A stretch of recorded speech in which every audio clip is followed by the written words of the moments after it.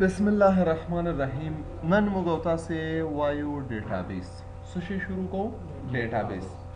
نو هره موضوع باندې چې مخکې له دې نه موږ او تاسې کار وکړو، اول باید هغه موږ او تاسې وپېژنو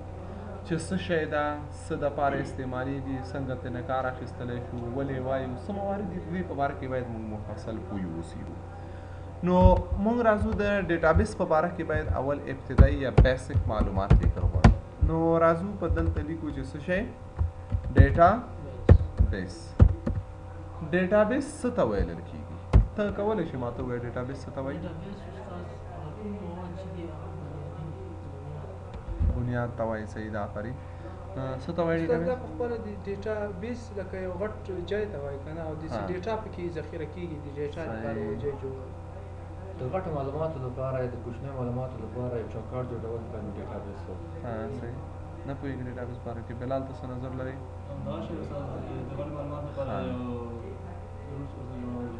غټ معلومات باندې واړه معلومات وي. ګوره راځو ډیټابیس ته. نو اول راځو موږ او تاسې دا وایو چې کلیکشن آف ډیټا، ډېر ساده او آرامه، کلیکشن آف ډیټا از کالډ ډیټابیس. د مجموعه د معلوماتو ته څه ویل کېږي؟ ډیټابیس ویل کېږي. مجموعه د معلوماتو ته څه ویل کېږي؟ ډیټابیس ویل کېږي. د معلوماتو مجموعه ډیټا خو پوهېږي، اطلاعات. فرض مثالا زه یو راځم لیکم نوم د چی ده؟ عثمان. پلار نوم حاجی حکیم. پروګرام ډي آی ټي مثال وایم، فیس 1000 روپۍ. بل حنیف الله دا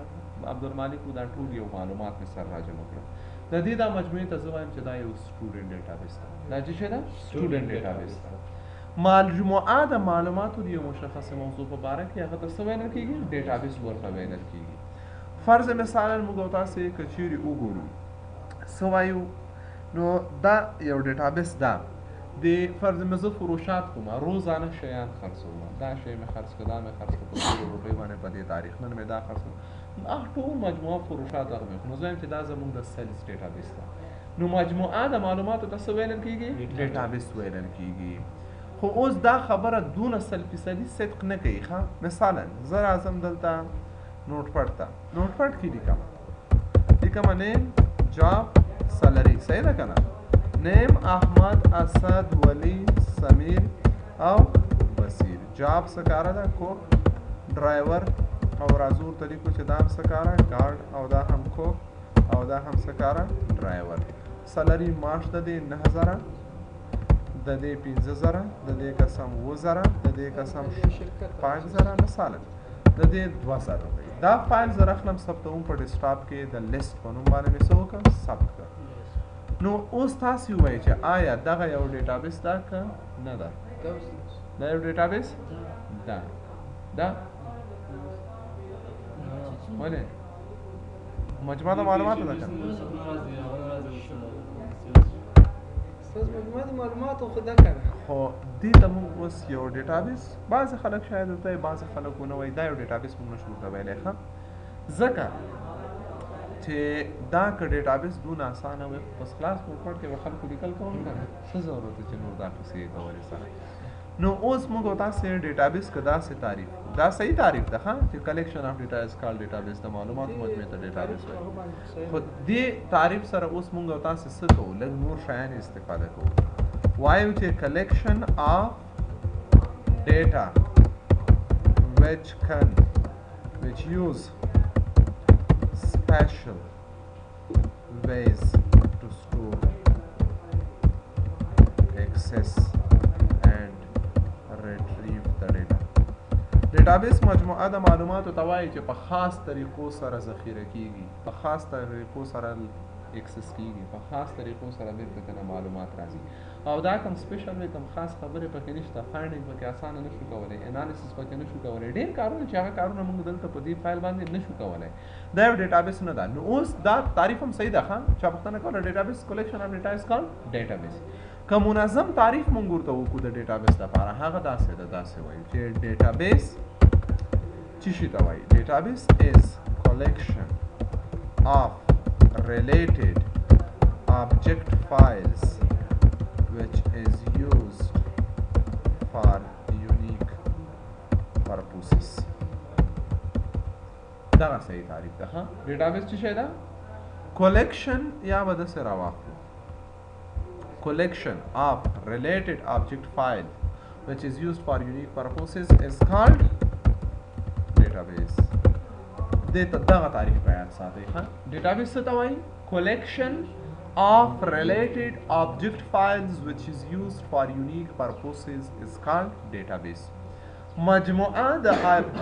ارتباطي object فایلونو چې د خاص مقاصدو د لپاره استفاده کیږي هغه ته څه ویل کیږي database وایي مجموعه د ارتباطي object فایلونو چې د خاص مقصدونو د لپاره استفاده کیږي ورته څه ویل کیږي database دلته ګوره موږ یو څو خبرې ذکر کړې نوې ذکر کړې کلیکشن خو پوهیږئ مجموعه ریلیټډ هم پوهیږئ ارتباطي موږ وایو چې مجموعه د ارتباطي object فایلونو د object فایل څه ته وایي تر څو چې object فایل دې باندې پوه شئ د ډیټابیس تعریف باندې هغه به شو پوه شوی څه ته وایي څه ته معنی دی استاد دا ویل چې مجموعه د ارتباطي object فایلونو عبارت له څه ده لکه سره کوم مجموعه object فایل خلاص لکه سره کوم مجموعه object فایل اوس ګوره تر څو چې ته object فایل باندې ته پوه نشې ته دا تعریف په مفهوم نشې پوهېدلی ښه مونږ ویل چې مجموعه د ریلیټډ object فایلونو object فایل څه ته ویل کیږي ښه دې باندې اوس راځو منظم خبرې کوو object فایل مونږ وایو the file which is located in other main database file is called object file خوښ په object file څه ته وایي object file هغه فایل ده چې په خپل د بل فایل منځ کې پروت وي هغه فایل چې د بل فایل په منځ کې پروت وي هغه ته څه ویل کیږي object file وایي پوه شوې په ډیټابیس کې دوه رقم ته فایلونه دي یو object file ده او یو ډیټابیس فایل ده ډیټابیس فایل عمومي ستاسو فایل ده مثلا اوس ګوره زه غواړم د عزیزي دپاره یو ډیټابیس ډیولپ کړم نو څه کار کوم اول خو یو مین ډیټابیس فایل جوړوم د عزیزي په نوم باندې بیا د ټیچر دپاره دننه په عزیزي کې جدا فایل جوړوم د سټوډنټ دپاره جدا فایل جوړوم د پروګرام دپاره جدا فایل جوړوم نو دا پروګرام ټیچر سټوډنټ د هر یو آبجیکټ فایل ده دې ته څه ویل کېږي آبجیکټ فایل ځکه خپله خو جدا فایل نه ده خپله عزیزي ده په عزیزي کې دننه بل فایل پروت ده نو اوس که موږ ډیټابیس دا تعریف کو دا تعریف صحیح ده collection of related object files مجموعه د ارتباطي object فایلونو which is used for unique purposes is called database چې د unique معنا به مثال خاص به مانند مقصدونو لپاره تر کار اخیستل کیږي د ډیټابیس وایي اوس که چیرې موږ تاسو وګورو موږ ویلې په ډیټابیس کې دوه نوع فایلونه دي موږ سره اوس فرض مثال درته مې زه غواړم د جهان یونیورسيټي لپاره یو ډیټابیس جوړ نو څه کوو اول خو موږ راخلو یو مین یو ډیټابیس فایل جوړو په ډیټابیس فایل کې دوه رقم دي یو مین ډیټابیس موږ جوړو د چا په نوم جهان په نوم باندې صحیح شو دا موږ اوس په جهان کې چې کوم ډپارټمنټونه دي د هر ډپارټمنټ لپاره زه جدا یو ټیبل جوړوم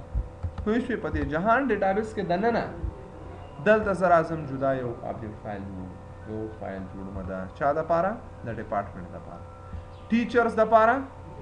جدا یو فایل جوړوم د سټوډنټ لپاره جدا یو پروګرام جوړوم اوس نه اوس ګوره د هر ډپارټمنټ لپاره نه جدا پروګرام لپاره جدا یو ټیبل جوړوم پوه شوې د سټوډنټ د رزلټ یا د نمرو لپاره جدا یو فایل جوړوم د اډمیشن یا داخلي لپاره جدا یو ټیبل جوړوم ډیټابیس حاضري لپاره جدا یو ټیبل جوړوم انکم عوایدو ته جدا یو ټیبل جوړوم سیلز یا هغه شو ایکسپنس مصارفو ته جدا یو ټیبل جوړوم آخري نتیجې کتلو ته جدا یو ټیبل جوړوم اوس ګوره دلته دا خو مین جهان ده فایل دننه یو آبجیکټ فایل لپاره د ډپارټمنټ لپاره ډي بي کې صحیح ده چې دلته زه ډپارټمنټونه رسوم دا ډپارټمنټ دا ډپارټمنټ دا نمبر ده هر ډپارټمنټ ځان ته یو کوډ لري مثلا دوشل یو دا ډپارټمنټ نوم چې دا کمپیوټر ساينس دا ډپارټمنټ دلته رسوم ټیچر لپاره جدا یو ټیبل لرو صحیح ده دلته سټوډنټ لپاره جدا او دا پروګرام لپاره جدا بل مې څه ویلې وایه کنه ایکسپنس نه د 2000 ایکسپنس ته مزه اټینډنس دا حاصلې د لپاره جدا او بل څه شو د سټوډنټ د رزلټ یا د نمرو لپاره جدا صحیح ده او راځم یو بل هم اخر کې مین د خزه سید دا پلیلیست راځو ورته لیکو چې څه شی دي دلته رزلټ لپاره جدا شو دلته راځم مثلا د ټیچر د سلاریانو لپاره جدا راځو ورته لیکو چې څه شی ایکسپنس لپاره جدا انکم لپاره جدا او اخر کې نتیجه یا رزلټ چې دا موږ تاسو پروفټ اینڈ لاس هغه لپاره جدا اوس څه کوو مثلا دلته مونږ دا جهان چې دا مین یو آبجیکټ ډیټابیس فایل ده د دې مینس کې ډپارټمنټ یو آبجیکټ فایل ده ټیچر یو آبجیکټ فایل ده سټوډنټ یو آبجیکټ فایل ده پوه شوې هر یو ځکه دلته زه تنها شاګردان دلته ذخیره کوم ښه په ټیچر دلته ذخیره کوم ډپارټمنټونه دلته او دا به د یو بل سره ارتباط لري ټیچر به د ډپارټمنټ سره ارتباط لري کم ټیچر ده په کوم ډپارټمنټ کې کار کوي د دې ډپارټمنټ سره به د څه لري ارتباط لري स्टूडेंट به د ډپارټمنټ سره ارتباط لري د ټیچر سره به ارتباط لري स्टूडेंट کم ټیچر سره درس وایي کم ډپارټمنټ کې درس وایي پروګرام بس لري د ډپارټمنټ سره ارتباط لري کوم ډپارټمنټ کې مربوط کیږي دا پروګرام کم ټیچر درس ورکوي دی پروګرام ته صحیح ده اټینډنس د شاګردانو اټینډنس به د خپل د شاګرد د ټیبل سره ارتباط لري چې دا شاګرد حاضر ودانو دا رزلټ نتیجه به د شاګرد ټیبل سره ارتباط لري کوم شاګرد نتیجه ده پروګرام د کوم پروګرام نتیجه ده صحیح ده سالری به د ټیچر سره ارتباط لري د کوم استاد معاش ده ایکسپنس به خپل ایکسپنس ده انکم ده پروفټ نتیجه اوس نتیجه چې موږ ګټه اخلو ایکسپنس سره ارتباط لري مصارف هم پکې راخلو عواید مو چې کړي هغه هم پکې راخلو ټیچر سلاریان هم پکې راخلو پوه شوې د سټوډنټ رجسټریشن خو نه دا کړی کنه اوس یو بل چې شاګرد طریقې رجسټریشن لپاره اډمیشن لپاره جدا یو فایل لرو دا اډمیشن فایل به د دې سره ارتباط لري کوم ډپارټمنټ کې اډمیشن شوی دا کوم سټوډنټ اډمیشن کړی دا کوم پروګرام ته اډمیشن کړی دا صحیح ده پوه شوې پروفټ کې بادام راخلو چې چا کړي نو ګوره دا یو ډیټابیس داسې سټرکچر لري ها نو ځکه موږ وایو چې ډیټابیس از کلیکشن اف ریلیټډ آبجیکټ فایلز ډیټابیس مجموعه د ارتباطي آبجیکټ فایلونو ده دا کنه ده آبجیکټ فایلونه دي پکې د یو بل سره څه لري ارتباط لري ډیټابیس از کلیکشن اف ریلیټډ آبجیکټ فایلز which is used for unique purposes چې د خاص مقصدونو لپاره د دې نه څه کیږي کار اخیستل کیږي نو هغه ولینې خبره هم صدقې چې ډیټابیس از کلیکشن اف ډیټا مجموعه د ډیټا ده کنه ده صحیح ده کنه خو هغه خبره نه ده نو اوس دلته په مین دا مین عمومي دغه فایل مونږ سره دا کم رقم ته فایل شو دا ډیټابیس فایل ده دا څه شی ده دا ډیټابیس فایل ها او دغه چې شی دی دا ټول دې ته چې وایي آبجیکټ فایلونه ورته وایي اوس ورسېدی کنه دا چې شی شو دا آبجیکټ فایل شو نو که دې خبرې ته مونږ وګورو نو ځکه دې ته زه یو ډیټابیس نه وایم ځکه د دې مینس کې دننه نور آبجیکټ فایلونه نشته د ارتباطي موضوعات فقط یو سمپل ټیکس فایل د نوشتې فایل ده د عمومي فایل په منځ کې نور فایلو ته آبجیکټ فایل وایي بالکل اوس په دې موضوع باندې موږ ورسېدلو دا موږ وپېژنده چې ډیټابیس څه شی ده ډیټابیس مجموعه د څه شي ده د آبجیکټ فایلونو نه چې د خاص مقصدونو لپاره څنګه کار اخیستل کېږي لکه خاص مقصدونه څه شي دي نن سبا دور کې موږ او تاسو سره ډیټابیس ډیر ضروری ده د هر یو ارګنایزیشن یا هر یو اداره باید ځان ته څه ولري یو ډیټابیس ولري بزنس یا تجارتونه بزنس تجارت چې د ډیر پخوا څو وخت نه شروع شوی څونه تاریخ کې لري څونه وخت نه چې بس انسان پیدا شوی د هغه وخت نه خرید فروخت هم شته د تجارت شته ده که نه نو هر سړی باید څه کار وکړي یا کار کوي یا تنها تجارت نه په کور کې بل کار اداره او کمپنۍ وزارت او بل څه هر یو نفر ترانزیکشن یا معلومات لري دا معلومات به ځان سره ساتي که به نه ساتي یو کور ده مثلا هیڅ تجارت نه ده دا کور ځان سره څه کوي خپل معلومات ساتي مثال ساده یو مثال د کور درته درکړم څوک پیدا شو په کوم تاریخ پیدا شو دا معلومات ورته لیکي صحیح ده احمد پیدا شو په دغه تاریخ باندې دغه ورځ باندې یو اکثریت خلک پخواني خلک ویلي د قرآن شریف د پوښتنو شاته دې طریقې دي که نه چې دا نفر په دغه تاریخ پیدا شوی چې نه غلط نه شي اوس ګورو دلته په دغه موضوع کې چې دا یو خپل معلومات دي ځان سره باید ولري چا څه وکړل څونه عاید راغی څونه پیسې راغلي ځان سره حسابونه کوي که نه کور ته څونه مصرف وکړو څونه همدا شی راوړو څونه دا شی دا اوس په قلمونو باندې کوي یو وخت دوی نه دا اطلاعات ورکړي بیا حسابونه ورته کوي څوک کلن ده او څه نه ده که نه مثالا که موږ د دې کور دپاره مثال درته کور دپاره څوک یو ډیټابیس پرې نه جوړوي که ولرو ډېر ښه منظم راځي څو غړي لري څوک کلن ده څونه عمر شو چا څونه عاید راوړ چا څونه مصرف کړی په کور کې په دغه نفر باندې څو روپۍ مصرف شوی تر څو پورې چې دی پانتون ختمېږي ته د ټول حساب باید معلوم وي پوه شوې چې روزانه احمد دونه مصرف وکړه د باندې دونه ته اخر د کال کې د هر یو فی نفر څونه مصرف شوی ته اوس نه پوهېږې کور کې مثلا اکثریت ورونه او دا خلک د جنجال لري په شراکت کور کې تا ډېر عاید وکړه ما ډېر وکړو مصرف یې تا ډېر وي تا کم وکړه نه اوس مشکل دلته دا اوس هدف درته یم دغه ټرانزیکشن نه اطلاعات که مونږ چیرې په یو ډیټابیس کې درج کړو دغه ټول مشکلات هر څه له منځه تللی شي هر څه حساب او دا موضوعات مو سره واضح اوسېږي نو حتی ما درته ویلي چې عادي که کور ته هم تاسې ولرئ یو ډیټابیس د کور سیسټم هم تاسې ورباندې منظم کولی شئ یو دکاندار ته پته نه لګېږي 100 روپۍ مې عاید وکړو څونه مصرف شوي څونه لاړې پوښتنه ترې نه وکړه د هر یو دکاندار نه په زرګونو دکانونه دي تنها په دې ځای کې ورته د میاشتې څو عاید دی کړی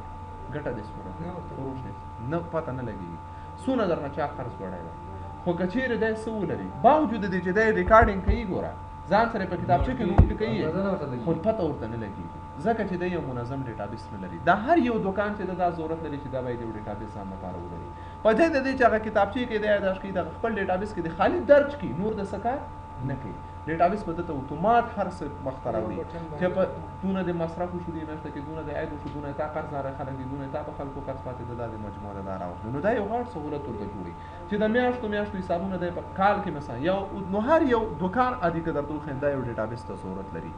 یا فرض مثلا که زه د مخکې مې تېره ورځ درته ویلې بانک ته تم پکې پیسې وروړې په څو نفره پکې اکاونټونه لري بانک کې په میلیونونو خلک به په بانک کې اکاونټ لري ته ورځې وایې ما د اکاونټ نمبر ده په ظرف د څو ثانیې کې ستا اکاونټ راوځي دا نه لټوي چې ورقې ودرېږي ورقې ولټو چېرته ده چېرته ډایرکټ به سټارټ شو صحیح شو که نه ټایپ نو تا اکاونټ راوځي که دا هغوی بانک ځان ته یو ډیټابیس لري که دا ډیټابیس سیسټم نه درلودلی نو د بانکي سیسټم به ډېر غیر منظم ډېر مشکلات به پکې درته پېښه شوي وي ځکه ډېر غټ حسابونه دي یا فرض مثال ما درته ویلې مزار برانچ کې څونه نن پیسې لري دي څونه ته نه راغلي دا په ظرف د څو ثانیو کې دا کار معلوموي تا دا پیسې به سړی نه شي ویستلی دا بانک هر یو بانک ځان ته خپل یو څه لري یو ډیټابیس سیسټم لري ته فرض مثالا راخلي یو بل کار سم کارت دې ته کارت واچوي د 500 روپۍ صحیح ده که نه د 500 روپۍ غږېږي که ډېر خبرې کوي نو دا چې خلاص شي بیا نور ولې نه شي غږېدی نو څه پته لګېږي پیسې ختمې شو دا څه رقم ته پیسه ده دا اوس چاته پته لګېږي څوک یې درپسې ختموي او څه پیسه ده څنګه هر یو مخابراتي کمپنۍ یو ډیټابیس لري له ځانه کارت نمبر واکه نه ولې نه درج کېږي هلته دا کم کارت نمبرونه چې دوی ریلیز کړي د هر یو ته یې ویلیو ورکړی دغه نمبر د دونه ارزښت سره دونه دقیق هغوی خپل منظم یو ډیټابیس سیسټم لري ښه ته چې دا نمبر کارت ته جمع کړې ستا سره د همغه سیریل نمبر مطابق دونه اماونټ راځي زیاتېږي هغه چې ته دا ختم شي ستا هغه نه ډیټکشن کېږي اوس اتومات دغه حسابونه راځي په دې سیسټم سره باندې که دغه ډیټابیس سیسټم نه وای هیڅ مخابراتي کمپنۍ فعالیت نه شوی کولی ښه ته په کم ځای کې دا اوس موقعیت ته تثبیتوي هغوی خپل یو ډیټابیس لري اچلار او ویلار هوم لوکیشن ویزیټر کرنټ دا ډیټابیسونه لري آی وي کوډونه او دا ټول شیان د هغوی پر څه کې ثبت دي یو ډیټابیس د هغوی وجود لري که ډیټابیس نه وای دا مخابراتي سیسټم بالکل امکان نه درلودی چې وشي ښه فرض مثلا ته سیم کارت دوره کېږي ورځې وایي د ما دا سیم کارت وایي اخرې شمارې دي درته وایي که نه 15 اخرې شمارې دي وایي چا ته د زنګ والی ستا دا چې د زنګ وایم دا اطلاعات هلته په یو ډیټابیس کې څه کېږي ذخیره کېږي نو دا ډیټابیس ضروري دی چې باید دوی یو اداره ځان ته ډیټابیس ولري مثال درته وایم دغه انسټیټیوټ ته دلته دا اوس که خپله پته نه لګېږي چې زه څونه مصرف کوم څونه شاګرد لرم څونه عاید لرم په چا فیس پاتې په چا نه ده پاتې چا تعویل کړی چا نه ده تعویل کړی د چا میاشت پوره ده د چا نه ده پوره که دوی یو منظم ډیټابیس ولري دغه د کالونه حسابونه چې کېږي یا د میاشتو دا به په ثانیو کې حل کېږي او بدون د کوم مشکله به کېږي یا نن سبا افغانستان کې ډېر زیات مشکلات دي پروسس کې رشوت ده او دا شیان دي دا ولې ده ځکه چې ډیټابیس سیسټم وجود نه لري دلته ښه شهادتنامه مو اخیستې ده خپله مو اخیستې ده که مکتب کې درکړه خپله پسې لاړې څونه ورځو کې ده واخیسته اوس ګوره ته چې یو شهادتنامه اخلي د مکتب شاید 10-15 ورځې وخت درنه ونیسي یا 8 ورځې نو ولې اول سې مکتب ته وایي ما نمرې راکړه ودرېږان وارېګانې لټوي یا ویل ده چې دا چا خلاص کړی دی څه رقم ته پیسه ده که نه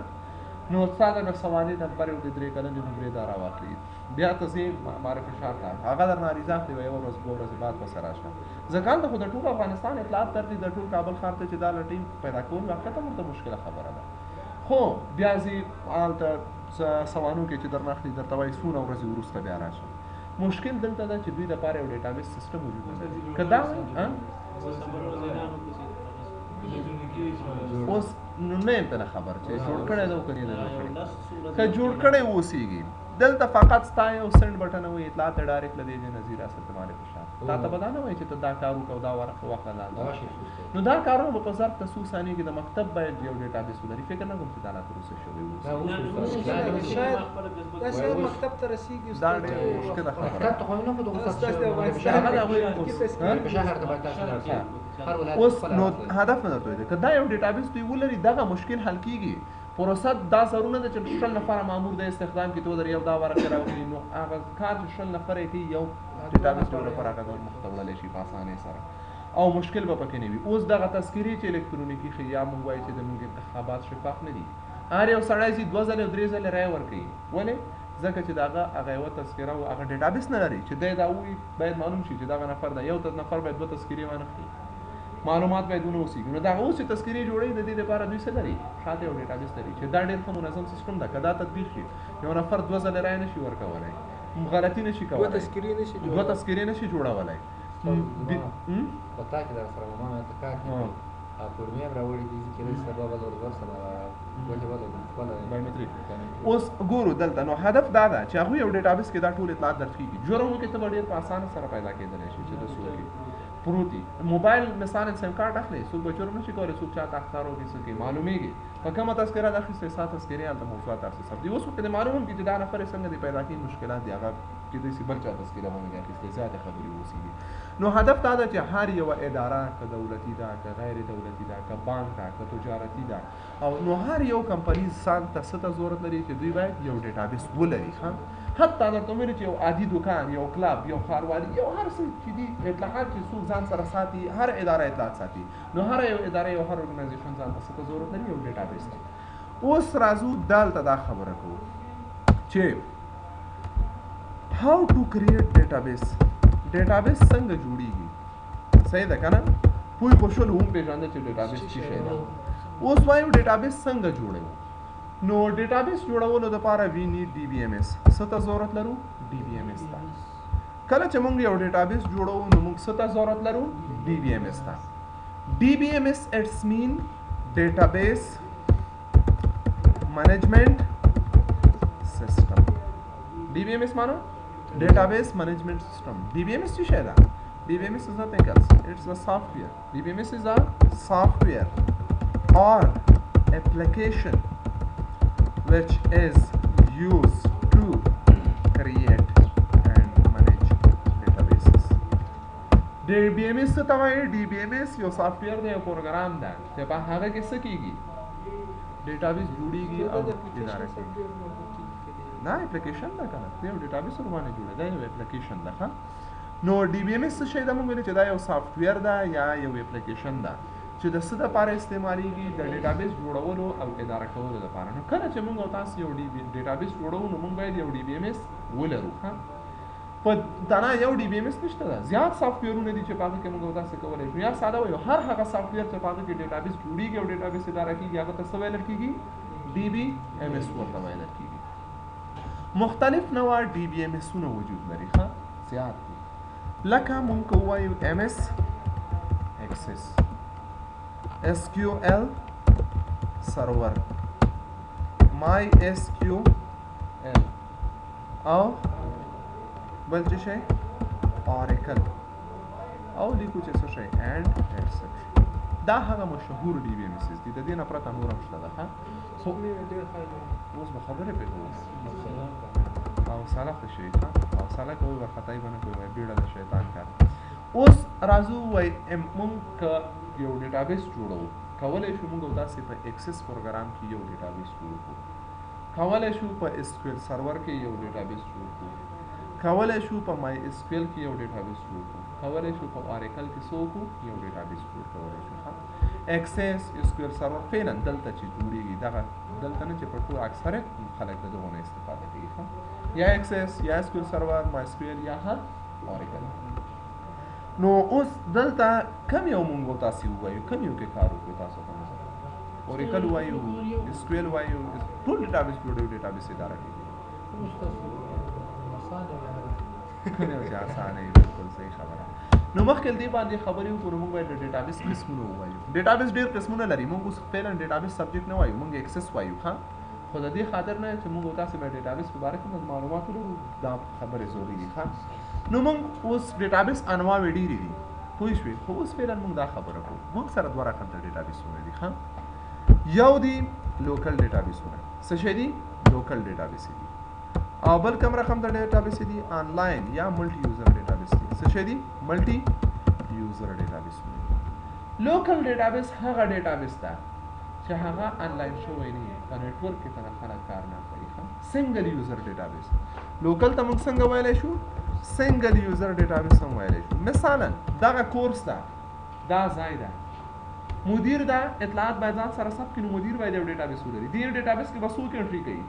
صرف دا مدیر باید خپل معلومات درج کوي لیکي دا شاین دا ډیټابیس ته لپاره وړي نو دل دا کورس یو ډیټابیس ته ضرورت لري خو سره کوم ډیټابیس لوکل یو لوکل ډیټابیس موږ د لپاره جوړو چې فقط دا یو یوزر د تراواشي پکې هم چې دا کار کوي نو دا سره کوم ته دا لوکل دا یا سنگل یوزر ډیټابیس ته ویل کیږي هغه ځای چې دا هغه نمائندګي ونه لري برانچز ونه لري نو داغه لپاره موږ څه کوو لوکل ډیټابیس یې یا که دلته هم دی وایي چې دوه درې نفر انټري پکې کوي یو پاس منظر کې دی وړاندې یو ځای معلومات درکوي بل پر ځای خیر خو دا یو لوکل هغه ځای چې نمائندګي ونه لري دغه لپاره چې موږ یو ډیټابیس جوړو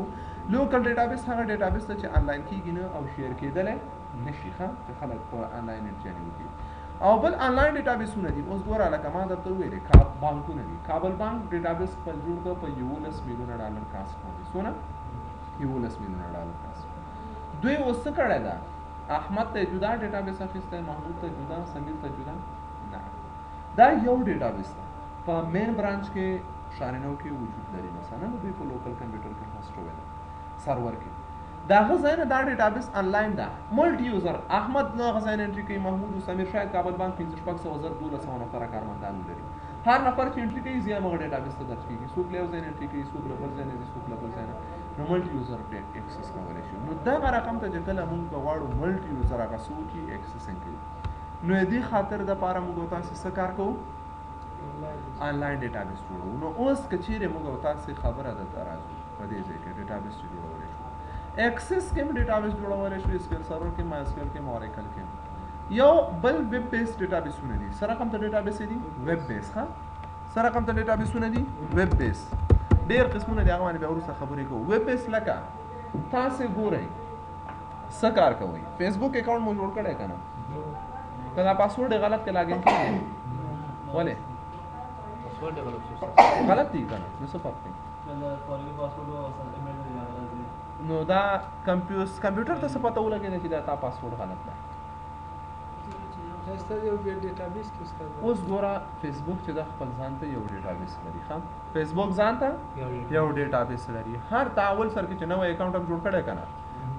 نیم دی ووایه فرست نیم لاست نیم ایمیل اډرس ډیټ اف برث دا آخر کې بټن ده ساین اپ که نه دا هغوی یو ډیټابیس لري ویب سایټ سره لینک ده ښه چې دا کریټ بټن ووایي بس تا معلومات ځي چېرته ذخیره کېږي د هغوی په ډیټابیس کې پراته دي اوس چې دغه ستا ایمیل او پاسورډ دواړه د هغه سره په هلته ډیټابیس کې پراته دي ښه د چا سره پراته دي د فیسبوک ډیټابیس کې دا معلومات ذخیره دي ته چې کله خپل ایمیل ورکې پاسورډ چې غلط کړې نو دی ځي همغه ایمیل هغه پاسورډ سره میچ کوي ګوري چې دا دواړه سره سیم نه دي نو درته وایي چې دا غلط ده ښه نو فیسبوک هم ځان ته ډیټابیس لري شاته نه د ویب سره لینک ده ښه نو هغه یو ویب بیس ډیټابیس دی اوس که چیرې موږ تاسو وګورو ایکسس پروګرام سره هم موږ تاسو ډیټابیس کریټ کولای شو هم دې سره ډیټابیس کریشن کولای شو خو ایکسس کوم ډیټابیس ته جوړو لوکل ډیټابیس نه لوکل ډیټابیس جوړولای شو د ایکسس سره اماونټ د ډیټا چې د ډېر غټ ډیټا پکې نشو سټور کولای نشو کولای موږ فرض مثال د تذکیرو الکترونیکي لپاره یو ډیټابیس جوړو د تذکیرو د افغانستان 10 میلیونه 40 میلیونه شاید یو 100 میلیونه ته نفوس ورسیږي زر کال لس کال سل کال به دا ډیټابیس کار کوي نو دا به په میلیارډونو ریکارډ دلته درج کېږي نو دا ایکسس هغونه توانایي نه لري چې هغونه غټ ډیټابیس ته په دې کې څه وکړي جوړ کړي او سطح د یو مملکت باندې مثال یا ډېر غټ او بل دا اندل کېږي نه سکیورټي یا امنیت چې د اکسس ډیټابیس کمتر ده ها نو خلک چې او ویب مای اس کیو ایل سره هغه ډیټابیسونه عموما خلک چې د ویب بیس ډیټابیسونه جوړوي لکه یو ویب سایټ لري د azizi.com په نوم باندې دې شاته ته غواړي ویب سایټ جوړ کړي هغه ډیټابیس خلک بیا عموما اکثره په کوم ځای کې جوړوي مای اس کیو ایل کې خو د ډیټابیس لپاره موږ تاسو کولی شو اس کیو ایل سرور او اوریکل دا هغه سافټویر دي چې د دې په ذریعه سره دا هغه ډي بي ام اس دي دې ته آر ډي بي ام اس هم وایي ښه ډي بي ام اس خو عموما نه بیا ډي بي ام اس څو قسمونه لري هغه باندې موږ فعلا خبرې نه کوو عمومیاتو کې وایو اوس راځو او اس کیو ایل سرور او اوریکل د دې په تر باندې تاسو کولی شئ یو ویب بیس ډیټابیس یا انلاین ډیټابیس جوړ کړئ یو ښه منظم ډیټابیس جوړولی شئ یو بانک دپاره یو شفاخانې دپاره یو کمپنۍ دپاره یو پوهنتون دپاره نو تاسو کولی شئ په اس کیو ایل سرور کې او بیا هم په اوریکل کې تاسو څه وکړئ یو ډیټابیس جوړ کولی شئ ښه نو هغه اوس بیا دلته تاسو خوښه ده خوښه په اس کیو ایل سرور کې جوړ ډیټابیس جوړوئ او خوښه مو په اوریکل کې جوړوي هغه اوس د ډیټابیس ډیولپر باندې کیږي څوک په اس کیو ایل سرور باندې پوهه لري نالج لري اس کیو ایل سرور زده کړی هغه کې ډیټابیس جوړي مشکل نشته څوک په اوریکل کې جوړي اوریکل کې جوړي کوم مشکل نشته ها موږ نه وایو چې خدي مختلف کمپنیان دي ها په جهاني سطح باندې د اوریکل مارکیټ 15% حصہ ده ها اس کیو ایل سرور یا مایکروسافټ والا چې دي 15% حصہ لري باقي نور د نورو کمپنیانو دي ها په جهاني سطح مارکیټ کې اوریکل زیات ده خو په افغانستان کې خلک به اس کیو ایل سرور کې کار کوي زیات ډیټابیسونه جوړوي نو دغه دار چې خپل خوښه ده پوه شوې موږ دا نه وایو چې څوک به سره کوي معلومات به دا ډېر ځای وي دا هر رقم ته ډیټابیس ځکه د خپل د بانکونو ډیټابیس دا ټول اوریکل کې ډیولپمنټ د دوی شوي دي ها اوس دا کولی شو موږ تاسو یو ډیټابیس جوړ کړو د دې لپاره نو هغه کس چې ډیټابیس جوړوي هغه کس ته څه ویل کېږي ډیټابیس ډیولپر څه شی ډیولپر ډیټابیس ډیولپر یا پروګرامر پوه شوې درته مې لکه فیسبوک او یوټیوب دا شان چې شاته د اکاونټونه لري کنه دا اکاونټونه هغوی بیا کولی شي ویب بیس ډیټا هغه مای اس کیو ایل کولی شي تاسو د اس کیو ایل سرور کې هم ډیټابیس جوړ کړئ د ویب سره لینک کوي که مشکل نه دی چې څوک هلته معلومات کوي په عموما اکثره خلک د وړو کې دا دونه غټ نه بیا مای اس کیو ایل کې جوړوي ښه مای اس کیو ایل بیا د پی ایچ پي سره لینک کېږي دا کار کوي نو ډیټابیس ډیولپمنټ ډیټابیس ډیولپر نو یو نفر باید چې ډیټابیس ډیولپمنټ کوي باید په دغو پروګرامونو پوه اوسېږي ښه دا پروګرامونه باید هغه کس ته وي چې هغه وکولی شي ډیټابیس ډیولپ کړي جوړ کړي یو ډیټابیس ډیولپر دی چې ډیټابیس جوړوي او بل ډیټابیس اډمنسټریټر دی ډیټابیس اډمنسټریټر چې ډیټابیس اداره کوي کنټرول کوي ښه اوس دا بانکونو کې چې خلک کار کوي د دې ټولو خلکو اوریکل او اس کیو ایل سرور دا شیانې ویلي دي نو څنګه کار کوي دوی خو ډیټابیسونه لري کنه آفرین اوس ګوره ها بعض خلک وایي دا فکر کوي چې ما اکسس نه ده دا ماته چېرته په درس خوري یا بانک کې زه کار کوم ماته کوم پروګرام په درس خوري که نه یو ډیټابیس ډیولپر ده یو ډیټابیس اډمنسټریټر ده چې هغه جوړ شوی ډیټابیس اډمنسټریشن کوي ښه څوک کوم یوزر راسي نوی یوزر راسي اوس بانک کې ته نوی کارمند کېږي عزیزي بانک کې تا په نوم اکاونټ شته نوم د چی تا نوم معلوم عثمان په نوم اوس کارمندانو کې کوم اکاونټ شته نشته کنه ته چې نوی جوړه ډیټابیس اډمنسټریټر تا ته ډیټابیس په کار جوړ ده په نوی اکاونټ تا ته پکې اډ کوي پوه شو چې دا نوی کارمند سم راغی نوی اکاونټ جوړ کړی هغوی دا مخکې جوړ شوی د ډیټابیس د اډمنسټریشن کوي ته کار نور نه کوي ته اکاونټ لاک کوي وغیره وغیره نو دا ډیټابیس اډمنسټریټر دا کارونه دي ښه انالیسس دا کارونه کوي او بل ډیټا انټري افیسر ده ښه څه شی ده ډیټا انټري افیسر ده ډیټا انټري افیسر د ډیټابیس سره هیڅ کار نه لري ښه ډیټابیس تیار بل چا جوړ کړی هغه پکې څه کوي انټري نه کوي فقط ټایپنګز ده کوي فقط ټایپ هم ځای لیکل بس خلاص نور هلته کولی شي تاسې په هر رقم بانکي مخابراتي کمپنۍ دا یو دا شی ځکه هغه ډیټابیس جوړ ده ښه نو تاسې چې اوریکل او اس کیو ایل سرور یادوئ نو تاسې دا توانایي پیدا کوئ چې په خپله وکولی شئ یو ډیټابیس څه وکړئ ډیولپ کړئ ډیزاین جوړ کولو دپاره ده نو اوس راځو موږ او تاسې د ډیټابیس جوړولو لپاره موږ ویلې چې یو له دې برنامونه باید موږ او تاسې څه وکړو حتمي زده کړو پوه اوسېږو په دې باندې چې ډیټابیس ډیولپمنټ لپاره دغه برنامې دي او دا شیان دي چې ترې استفاده کېږي نو یو پروګرام پکې څه شی ده اکسس ده اوس موږ او تاسې آیا دا اول څه شی وایو اول باید سړی اکسس وایي اوریکل وایي اس کیو ایل سرور وایي دا پروګرام خو زده وي د دې سره سره باید تاسو په یو لنګویج باندې پوه اوسېږئ ښه یا وی بي یا سی شارپ یا سی پلس پلس یا جاوا پوه شوې یا اس پي یو لنګویج مو باید زده وي ورسره د پروګرام نه د هر یو چې وایي تاسو په ډیټابیس بخش کې یو لنګویج د کمپیوټر باید حتمي زده کړئ ښه یا سی مثلا سی پلس پلس سی شارپ جاوا ای اس پی ډاټ نیټ یو ژبه مو باید حتمي زده وي ښه صحیح مو زده وي ښه یو ژبه باندې پوه اوسېږئ که چېرې تاسو د کمپیوټر یوه ژبه نه وي زده نو بیا تاسو دلته ډیولپمنټ نشئ کولی ښه ځکه دا خو فقط د ډیټابیس شاته د فرنټ خیر هغه باندې خبرې کوو وروسته نو په دې موضوع خو ورسېدل نو موږ اول څه شی وایو اول اکسس وایو اس کیو ایل وایو اس کیو ایل سرور وایو اوریکل اول اکسس وایو ځکه دلته موږ بیسیک کنسپټ د ډیټابیس وګورو که زه چیرې موږ او تاسو راواخلو اوریکل یا اس کیو ایل سرور یا یو بل پرټاپس شروع کړو نو د دې لپاره به دا زده کول یو هغه کس لپاره چې نوی کس ته مشکل کېږي دا نه ده چې نشي کولی ایس ایکس کیو ایل سرور د دې سره لینک نه لري چې ته اول اکسس وایې بیا اس کیو ایل سرور وایې ډایرکټ اس کیو ایل سرور وایې که مشکل نشته ده خو زده کول به یې ډېره درته مشکل وي نو هغه کسان چې نوي غواړي اکسس ډیټابیس زده کړي باوجود د دې چې اکسس ډیټابیس نن سبا دونه زیات استعمال نه لري خو کولی شي لوکل دی کې یو دکان لري بل چا دې ته کولی شي ته یو ښه منظم ډیټابیس پکې جوړ کړي بدون د کوم مشکل نه ښه صحیح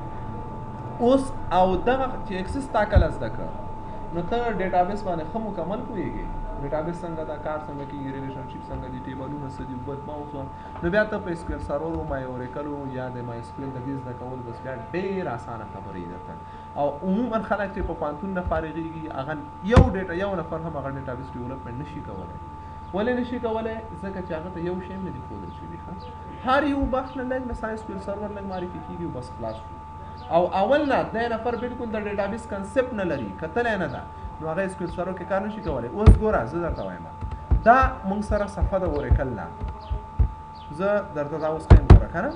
دا د څه شي صفحه ده اوریکل صفحه ده زموږ یو یوزر د نوم سکارټ او پاسورډ ټایګر لاګین شو زه راځم دلته څه کار کوم یو ټیبل جوړوم مثال درته وایم ما چې اوریکل پوهېږئ که نه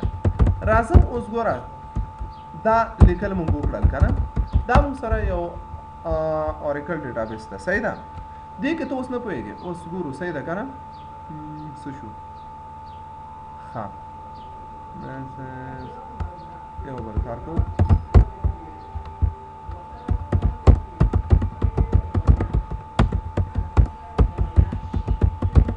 ښه اوس ګورو یو ټیبل ده ښه صحیح شو که نه دا ټیبل دا کسان پکې پراته دي خان ده او طاهر ده او خیبر ده بلال ده رفیع ده مثلا دا کسان دلته پکې پراته دي دا د ډیټابیس یو ټیبل ده د امپلای دپاره اوس زه غواړم یو نوی ټیبل جوړ کړم د شاګردانو دپاره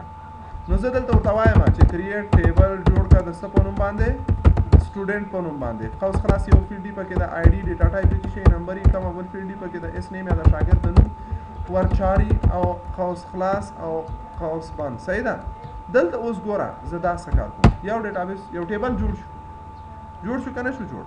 نشي جوړ ځکه د سټوډنټ په نوم باندې تیار ټیبل لرم نو ته مې څه په نوم یې جوړ کا سټوډنټس په نوم باندې اوس ګوره څه وایي ټیبل جوړ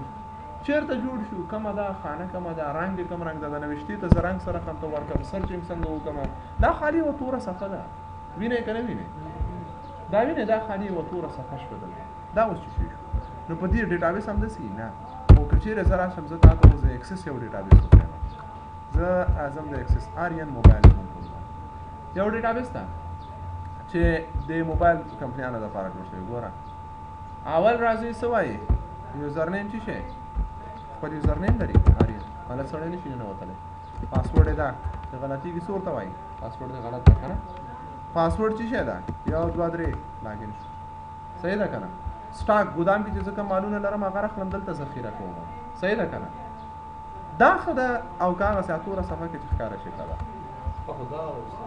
ښه ده که نه هغه ده هغه اوریکل ده اوریکل مې درته ویله چې هغه ښه ده که نه د ټولو اوس ګوره دا اوس څنګه چل شو اوس وګورئ سر د اوریکل کې زه تا ته که چیرې یو نفر ته موږ ډایرکټ اوریکل شروع کوو تر 2 میاشتو 3 میاشتو پورې به دا همدغه توره صفحه وي د دې نه پرته به بل هېڅ شی نه وي ښه نو هغه نفر خلق تنګېږي نه زده کولی شي نه هغه شاګرد نه پرې پوهېږي ټول په سټیټمنټو ده ایکسس کې جی او آی ګرافیکل ډیزاین موډ کې هر څه وجود لري کلیک کوو ډیزاین په تھرو باندې ډیټا راکړو دلته هر شي دپاره زه یو سټیټمنټ لیکم ایکسس کې تیار ډیزاین ده ټیبل چې جوړوو دي ما دلته یوه جمله ولیکله چې کریټ ټیبل داسې وکړه خو ایکسس کې که چیرې زه ټیبل جوړوم ګوره هلته جملې نه ورته لیکم چې ما ته ټیبل جوړ کړه اوس څه کوم دلته راځم کریټ ها ټیبل ډیزاین ټیبل جوړ کړه یو بخش د آی ډي صحیح ده بل یې د څه شي نوم د شاګرد بل یې څه شی پروګرام صحیح ده او بل یې څه شی فی اوس ګوره دا ټیبل ثبتومه د چا په نوم سټوډنټ کومه ده سټوډنټ دغه ده هغه خو جوړولو لپاره کدا خبره ها ورول پر مزه خدای کنه ولې لار شي پکې ظاهره وجود لري کې اکسس کیږي نو صحیح ده کنه ښه خبره ده هارت سره د تر اعظم د پکې دي کما نو احمد ټیبل می مینه ما چې دا غدا پروګرام نو مو رسوم ډي آی ټي فی 100 روپے 15000 100 نفر شاګردان راځم ډبل کلیک کوم خلاصي یې ماته خیه کنه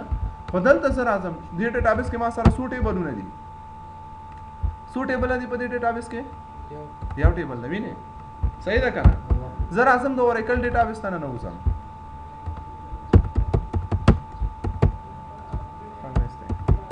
راغلو دلته زه بل یوزر لاګین کوم دا نه کنیکټ کوم کوم یوزر کنیکټ او بصیر/بصیر ها بصیر یوزر مې کنیکټ سو دا بصیر یوزر سو ټیبل دی په دې کې سی ویني نخ کاری کی کنه وسه پور طریقه ما سو ټیبل دی درې ټیبلونه دا وسنګ ډیلیټ کمال تخبارات ټیک پیو کم دلته موږ ګورا مو دغه شی د اول لپاره شاګرد ته خسته کوم شی ته همي دا چې شی شو د لیکل کاو سیم دي صفه د تور صفه نو دا مشکل ده کانسپټ دا هغه بال ته په اکسس کې ته د شاګرد جوړي چې څنګه چلو کې ډیټابیس تل و پیژنې ټیبل وو ویني په خپل انټری ویني فارم ویني لیکنو ګوري عملا نو بیا هغه نو وروسته کده دا وای دا سره د ډیټابیس کانسپټ داشته د کویږي چې څنګه چل او څنګه جوړیږي څنګه نه کیږي مستقیم کې یو د دې نه سره شروع کی هغه مشکل ده چې هغه څوک سره ورسېږي او ځکه کوله مو مشکل کیږي اوس تاسو ګورئ کنه په پانتون کې سی پلس پلس وایي یو کال پورې به تاسو هم دا شی کوئ سی ام ډي د سی ان دا اوس یو د ګوري به هیڅ شی به پکې نه او تر اخره پورې به ته نور شی کوی نو دا اوس دا څه خبره شونه نو اصلا دا سی اوس ګورئ د اس کیو ال کې څه شی دا تور ویني سی ام ډي کې دا تور صفاو کنه اورې کړی خو دې نه ورسته ها ویني څه خیر دی اوس ګوره دا ما درته دی اوریکل ګوره ښه اوریکل سره کوم تقیسه ده توره صفه ده کنه ده اوس یو مثال درته ښیم یو مثال لپاره زه د اوریکل یو فارم زه راخلم تاسو اوس خلاصوم صحیح ده همدغه تورې صفحې نه چې شی موجود دی اوس راځو دلته دی انسټال کړو اوس ګوره نه مثال درته وایم دا د شاګردانو ته دغه لپاره کار کړی ده ښه چې شی شو مثلا زه راخلم دا یو دا اوس ګوره دا څه شی ده اوریکل ده ښه هماغه کوډونو باندې کړی ده هماغه سی ام ډي ده هماغه صفحې هم کړی ده ښه اوس ما راخلی یو ځل ګورو چې دا راخلاص کړو چې زه درته وښیم دا کار دا ډېر دروند ده که نه ما کمپیوټر د دې چې ګولی کوم که بېرته چالانوم 15 دقیقو کې هینګ یې بیخي بس دا ډېر دروند ده او اوریکل ډېر دروند ده هر کمپیوټر نشي چلولی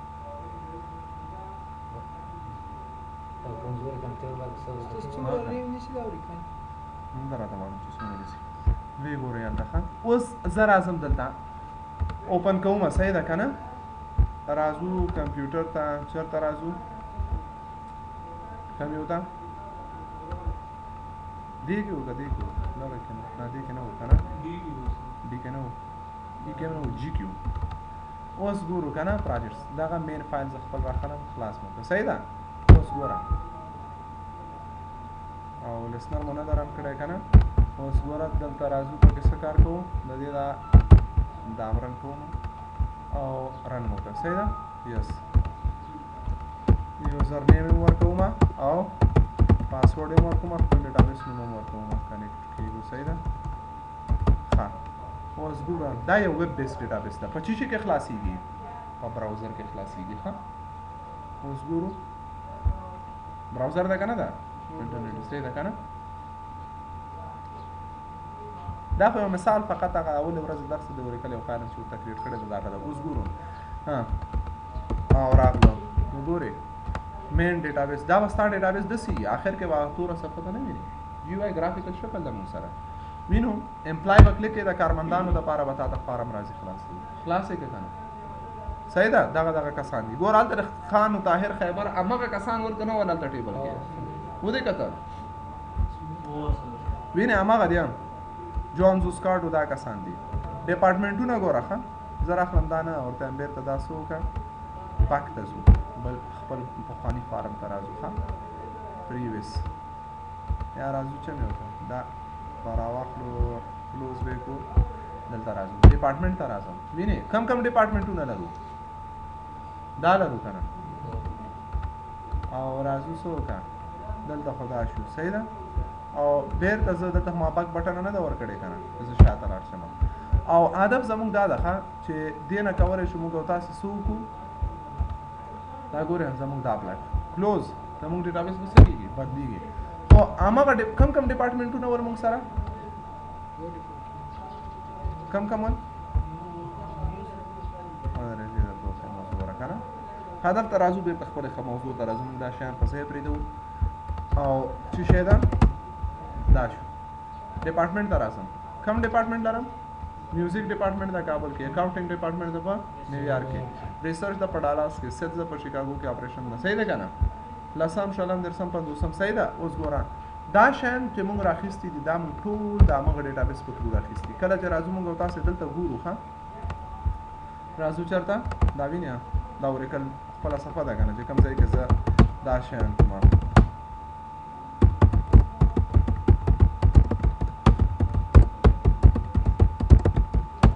select static from کوم ځای ډپارټمنټ صحیح ده وینې کوم ډپارټمنټ ته پنځوسم هماغه شیان دي که نه دي کار د دې ټول دلته روان ده هلته موږ ته ډسپلی راکوي نو هدف دا ده که چېرې یو نفر نوی دا اوریکل وایي تر 3-4 میاشتو پورې به دی نفر په همدې کې لګیا وي نه دا خو بیک ته دا خو سټوري ده دا خو هر څه به دلته جوړوي فقط هغه هلته بیا ته دا شیان څه شي هر څه کېږي او که نه چینجز سټرکچر د ډیټابیس تا سره دلته پروت ده اوس نهلته بیا ته فارم نو که چېرې ته اوریکل نوی شروع کوې 3-4 میاشتو پورې به چې ته د سایمډي نه ته به حیران پاتې دا اوس څه ډیټابیس زه لیکلو کوم دا سټیټمنټ به لیکم دا به راخلو دا به راخلو نو دا یو مشکل شی تمامېږي نو هدف دا ته نو ځکه موږ اول د دې په خاطر نه چې ډیټابیس صحیح زده کول که څوک غواړي نو هغه باید اول اکسس پروګرام ووایي چې اکسس زده کړه بیا دا شیان اسانه دي کولی شي اسکل سرور او اوریکل په هر یو کې کار وکړي نو اول موږ او تاسې راځو نن اکسس کې در شروع کوو کوم پروګرام نه اکسس نه نو لیکو MS Access MS Access راځم لیکم چې what's MS Access MS Access is one of the Microsoft products which is used to create and manage databases. Access چې شی ده Access یو د مایکروسافټ کمپنۍ د تولیداتو څخه ده چې د ډیټابیس جوړولو او د ډیټابیس د اداره کولو په خاطر څه کیږي استفاده کیږي موږ کولی شو په Access پروګرام کې یو ډیټابیس جوړ کړو او یو ډیټابیس څه وکړو اداره کولی شو ښه یو ډیټابیس جوړولی شو او یو ډیټابیس اداره کولی شو په دې کې نو اوس هم ډیټابیس وپېژانده چې ډیټابیس چې شی ده دا منیجمنټ لپاره موږ د Access نه کار اخلو نو په دې خو ورسېدی که نه اوس موږ راځو لیکو چې how to recognize MS Access څنګه وکولی شو موږ او تاسې Access پروګرام وپېژنو نه تنها Access پروګرام د هر پروګرام د پیژندلو دپاره موږ سره 2 طریقې وجود لري هر یو پروګرام موږ د څو لارو نه پیژنو د 2 لارو نه یو آیکن او دویم ایکسټنشن څه شی آیکن او ایکسټنشن آیکن چې شي ته وایي هر پروګرام خپل خاص سمبول او علامه لري چې د هغه سمبول له مخې تاسې کولی شئ یو پروګرام د بل پروګرام نه څه ورکوي فرق ورکولی شي مثلا زه راځم سټارټ مینیو ته کمپیوټر خلاصوم ډي ډرایو ته راغلم څو دانې د ورډ فایلونه دي دلته ما سره یو فایل دغه آیکن د ورډ ده وینې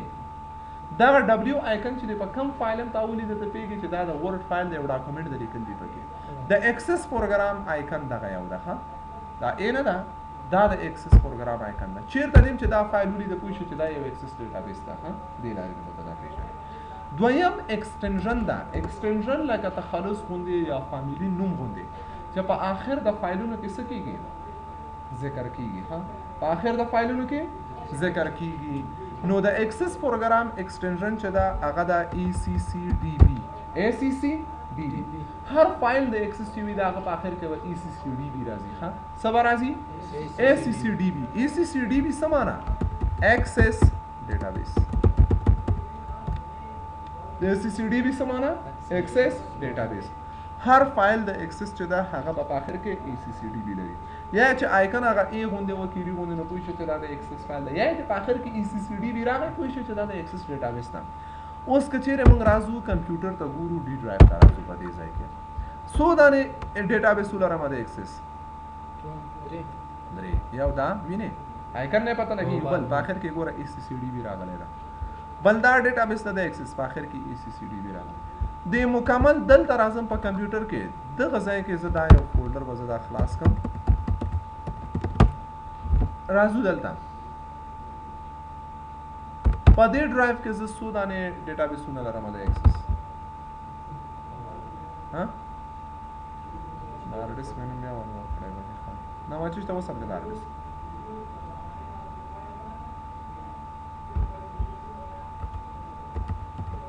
ها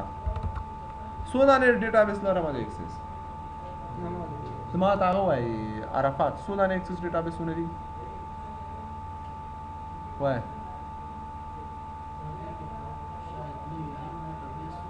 نشته نه نوم ته مه ګوره که نه ایکن ته دلته زه ګوره وینې هیڅ ډیټابیس نه لرم خو کېدای شي دې کې څو دانې لرو نو فولډرونه خو موږ نه دي کتلي نو موږ ته ایکسټنشن معلوم ده باره په سرچ کې وتایم چې څه شی را پیدا کړه .accdb ایکسس ډیټابیس فایلونه را پیدا کړه اوس ګوره سرچینګ کوي چې څونه په دې ځای کې د ایکسس ډیټابیسونه یې هغه ټول راوباسي ښه اوس ګوره لا تر اوسه څو دانې پیدا کړه یو نه څونه وګورئ په دې ټول ډرایو کې 2 شپېته د ایکسس فایلونه پراته دي که نه دي دا یو فایل کې پراته دي نه یو فایل کې پراته دي خو هر یو جدا جدا ډیټابیس دی وینئ دا ډیټابیس د چا ده سامی انسټیټیوټ دا ډیټابیس د چا دپاره ده د تبهر دپاره دا ډیټابیس د چا ده آسان ساز یو کمپنۍ د پایپونو شرکتو دغه ډیټابیس ده مثالا دلته راځو فرض مثاله نه دا ډیټابیس د چا ده پکتیا موبایل دا هر ډیټابیس جدا ده په دې کې دننه بیا د پکتیا موبایل کې د سټاک دپاره جدا شی ده د سیلز دپاره جدا ده د پرچیز دپاره خو عموما دغه ډیټابیسونه دلته موږ سره په دې فایل کې وجود لري صحیح ده نو ورسېدې په دې باندې چې ایکسس ایکسټنشن ای سی سی ډي بي ده او آیکن یې دا ده نو ایکسس هم وپېژنده چې څه شی ده د څه دپاره استعمالیږي او څنګه یې پېژندلی شو اوس راځم زه دلته لیکمه چې هاو ټو اوپن ایم ایس ایکسس څنګه وکولی شم ایکسس پروګرام خلاص کړم افس خو تاسو ټوله ویلی ده که نه ورډ به ټوله ویلی که نه تا هم ویلی که نه ولې نه ویلی به دې وکړم څه دی کول دا دونه وخت غلطي کوې که نه 2018 کال نه ورډ په 1999 کې راوتلی تر اوسه پورې تا نه دی ویلی دا به تا حتمي ویلی وای ښه اوس ګورو نو افس خو پېژنې که نه پېژنې افس څه ته وایي آفرین ورډ ایکسل ایکسس پاور پوینټ دا ټول مجموعه کې دې ته څه وایو افس وایو نو که کمپیوټر کې افس انسټال وي نو پوه شه چې ایکسس هم پکې شته ده ها نو افس به انسټال وي داسې نه وي چې افس انسټال نه وي داسې کوشش وکړي چې ایکسس پروګرام خلاص کړي نو کومې لارې دي چې موږ ایکسس خلاصولی شو فرست وی اولینه طریقه د ایکسس پروګرام نه خلاصولو دپاره هغه څه شی ده رن نه ده هغه ریسنټ ده څه شی ده ریسنټ سټارټ مینیو کې دغه لیست ته ریسنټ لیست وایي دې لیست ته څه شی وایي ریسنټ لیست ها دا سټارټ مینیو ته چې راشي دغه لیست ته ریسنټ لیست وایي دلته هغه پروګرامونه راځي چې مخکې تاسو خلاص کړي وي یا مو ته نه کار اخیستلی وي که اوس مخکې له دې نه ایکسس خلاص شوی وي خو دلته به یې کلیک وکړو کوم ایکسس به خلاص شي او که نه مو وي استفاده کړی نو بیا به نه راځي لکه دلته لکه دا اوس غوندې وینې دې لیست کې وجود نه لري نو چې دې لیست کې نشته نه نه انسټال نه که دې کې نه و په دې معنا نه ده چې ایکس انسټال شوی نه ده انسټال شته ده خو استفاده کړی هم نه ده اخیستی هم نه ده دلته هغه پروګرامونه راځي چې ډېر هم کارولي ډېر هم استعمال کړي وي کومو پروګرامونه چې تاسو ډېر استعمال کړي وي هغه دلته راځي ښه نو که دلته نه و په دې معنا نه ده چې نشته ده دوم لاره ته وځي آل پروګرام نه به خلاصوي څه نه آل پروګرام ته به لاړ شي ښه سټارټ مینو ته لاړ شه نه اکسسوریز ته نه ډایرکټ پروګرام آل پروګرام کې وګورئ د ایکسس په نوم شته که نه کلیک وکړه دې ځای نه کولی شي ایکسس کلیک وکړئ ایکسس پروګرام به خلاصېږي یا کولی شئ تاسې څه کار وکړئ دریم شارټکټ کی ایکسس پروګرام ته یو شارټکټ کی ډیفاین کړئ ضرور نه ده چې هر دفعه ته ځې ګوره اوس هم استفاده که راغی که رانه دی مخکې نه وکارولی نه و اوس هم چې اوس استفاده که دلته راغی آل پروګرام ته راځم ایکسس ته رایټ کلیک شارټکټ کی وکړم رایټ کلیک وکړئ پراپرټي په پراپرټي کې یو آپشن وجود لري د شارټکټ کی په نوم باندې څه ده شارټکټ کی د ایکسس نه لري که نه دلته ته یو شارټکټ کی ته خپله خوښه کړه څه شی هر شی ای صحیح ده نو شارټکټ یې څه شی شو کنټرول آلټ ای اوس دا د ایکسس شارټکټ شو ښه چې کله هم زه په کیبورډ کې کنټرول الټ ای ونیسم ډایرکټ به ایکسس خلاصېږي خلاصې کړي که خلاص ایکسل ته مې مخکې دا شارټکټ کی ورکړی نو زما د ایکسل نه ختموم ښه پوه شوې وینې ایکسل ته هم دا شارټکټ کی ورکړل شوی دی ایسته که اوس ګوره کنټرول الټ ای خلاصې که نه که خلاص نه که خلاص بیا راځم پراپرټي کې دا د خلاصې ده که کلیک مې کړ نه مې که کلیک اصل دا نه لګي اوس ګوره کنټرول الټ ای خلاصې که ولې نه نه خلاصې بدله وې کوم څه کنټرول الټ ای نه چې شي کنټرول الټ زد صحیح ده هغه مخکې ایکسل د ډیفاین شوی تر څو لري شوی نو وکړه نو کنټرول الټ زد نو هدف دا دی چې شارټکټ ورکوي شي یا شارټکټ مشه خوښي سلورم تاسو کولای شئ د سی ام ډي د لارې نه اخلاص کړئ سی ام ډي پیژنئ سٹارټ مینیو ته ولاړ شي آل پروګرام دلته وینئ دا کمانډ پرامپټ ابل ورځ مې لیکه سی ام ډي درته وښوده کنه مې نه وښوده دا وینئ دا سی ام ډي دا کمانډ پرامپټ تاسو مې ابل ورځ چې دا سی ام ډي وښوده نیټورک کلاس کې وو درته مې ویلې چې ګټ ماک چې ولیکئ کنه چې مې اډرسونه درته ښیي سی ام ډي کې نو بار ضرور نه ده چې هر ورځ درته وښیم سی ام ډي ته به لاړ شئ ښه سټارټ مینیو ته لاړ شئ سی ام ډي یا کمانډ پرامپټ ګوره یو ځل اخري ځل لپاره سټارټ مینیو ته راځئ دلته کلیک وکړئ خلاصې کړئ یا ال پروګرام ته لاړ شئ اکسسوریز ته دیز نه کمانډ پرامپټ ښه پوه شوې دا سی ام ډي ده دلته ورته ولیکئ سټارټ فاصله ام اس اکسس په سی ام ډي کې ولیکئ سټارټ فاصله ام اس اکسس انټر کړئ اکسس پروګرام څه کېږي خلاصېږي بلې کوم طریقې د لارې نه خلاصولی شئ لږ طریقې وښیو که ډېرې ډېرې ښه زه شپږ پنځم نوټ پډ د لارې نه نوټ پډ پروګرام د لارې نه خلاصولی شئ نوټ پډ خو به پېژنئ ټول نو سټارټ مینیو ته لاړ شئ نوټ پډ په نوټ پډ کې ولیکئ سټارټ فاصله ام اس اکسس دا ولیکئ او د دې نه وروسته فایل ته راشئ سیو یې کړئ ښه ثبت یې کړئ چېرته یې ثبت کړئ کوم ځای کې مو چې خوښه وي مثلا ډسکټاپ کې د څه په نوم باندې چې آر نوم ورکوئ که مشکل نشته مثلا دا نوم په آخر د دې کې به ډاټ بي ای ټي لازم او ضروري ده دا به ولیکئ سیو به یې کړئ نه پرېږدئ چې دا به څه معنا بیچ فایل دی سیسټم فایل کریټ کړئ هغه سره مو کار نه دی چې هغه هر څه معنا ورکوي کلیک کوو دا راځو اکسس پروګرام څه وشو خلاص شو که نه شو خلاص دا کولی شو خلاص کړو بیچ فایلونه دي ښه دا یو کمنډ رن کوي اپریټنګ سیسټم دپاره راځو بیرته بل نوټ پډ د لارې نه هم کولی شو شپږم مونږ کولی شو د څه د لارې نه د سرچ د لارې نه خلاص کو سټارټ مینیو دا وینئ دا سرچ سټارټ مینیو کې سرچ وي که نه په سرچ کې ورته ولیکئ چې څه شی ایکسس به څه کوي خلاصوي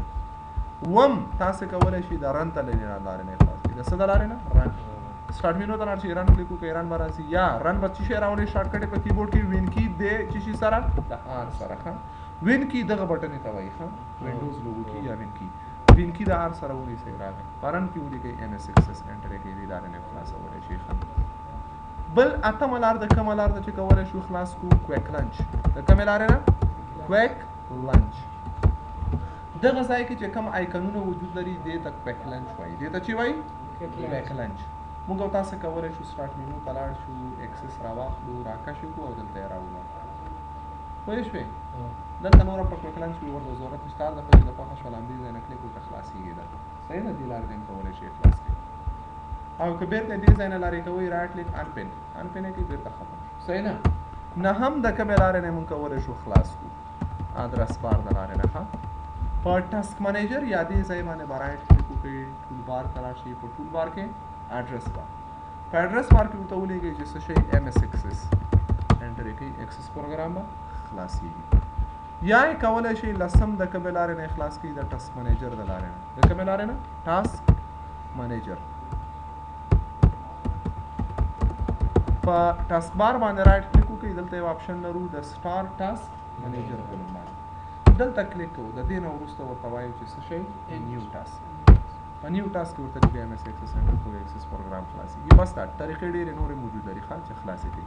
نو د دغو لس طریقو نه د هر طریقو نه مو چې خوښه شوه کولی شئ خلاصې کړئ نو موږ په دې نن پوه شولو چې اکسس پروګرام چې شی دا څنګه خلاصېږي څه دپاره استفاده کېږي ډیټابیس چې شي ته وایي ډی بي ایم ایس څه ته وایو او راتلونکې ورځ به بیا انشاءالله موږ عملاً وګورو چې په اکسس کې څنګه یو ډیټابیس کریټ کوو او څنګه دنه استفاده کولی شو او دا به نور څه څه په نوم لسمه ورځ ده لسمه ورځ د اکسس نهمه ده که لسمه لسمه